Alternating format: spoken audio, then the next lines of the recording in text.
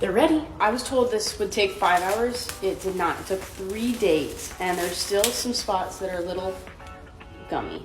But I have zero patience, so we're gonna do this today. So we're just gonna peel them off.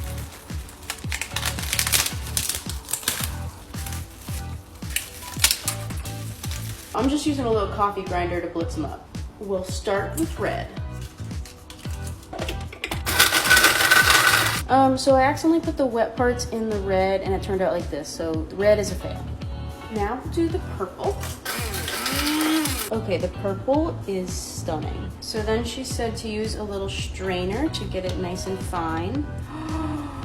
No way. What?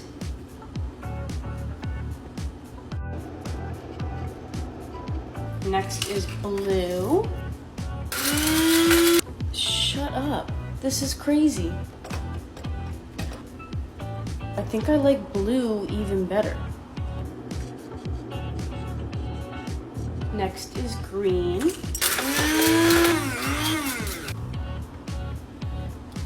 Green is pretty, but I still think blue is my favorite. And last is yellow. And here's yellow. I really think the darker colors do a bit better.